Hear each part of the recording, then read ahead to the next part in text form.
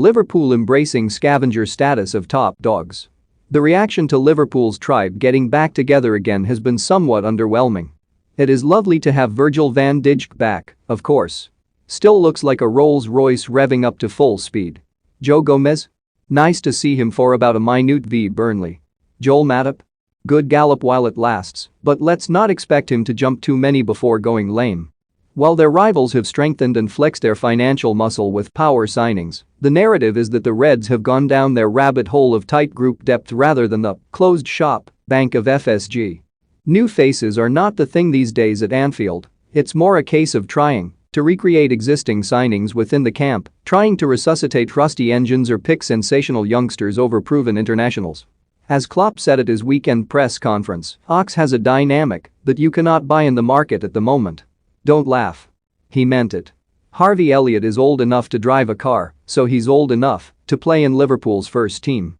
Nobody complained when Michael Owen came along. Chelsea are riding the wave Liverpool were surfing in 2019, Champions League and Super Cup winners, and ready to go all out to get that title. Manchester United are swinging with old friends and new firepower. Manchester City are gearing up their domestic Hoover.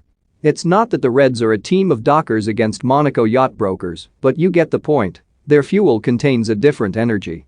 Anfield is a fury no one else possesses. The fortress is weaponized again.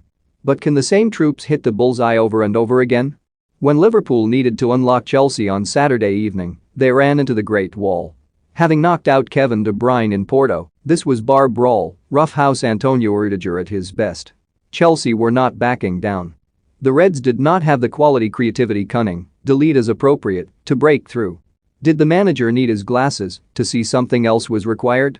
Klopp loves the hand fight as much as anyone, but the worry is that his team are Liverpool light. Unable to crush all enemies with superior artillery, he was asked whether there was any worry over the lack of transfer activities. Being ambitious in this league means you have to be ready to get some knocks, to get some punches here and there, you just have to get up and go again.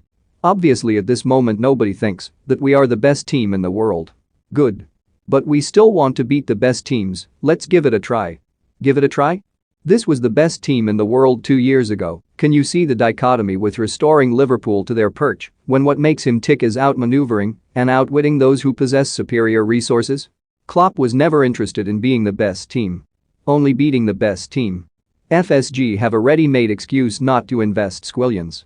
All the value of Klopp's work to get Liverpool to this point, where fans have turned from doubters to demanders, is being overshadowed by the constant perception at being in the queue at the Lidl supermarket. The other members of the VIP club are maxing out on their luxury credit cards. Is it a fair criticism? Quite possibly. Does it also miss the point of what Klopp's Liverpool are all about? Quite possibly. Reds fans have been waiting 30 years for what they wanted. They got it. The sense of joy was tinged with some regret that a global pandemic punctured the role. Liverpool were a powerhouse back then, having lost 2 out of 70 league games at one point. Season 2020-21 was the lousiest follow-up since Jaws 2. The Reds had no bite, and they certainly didn't clear the beaches with any big signings during last summer either. There have been rumblings that this is not the behavior of a title-winning machine. Keeping up with the Genesis is the compare and contrast model that always leaves you wanting more.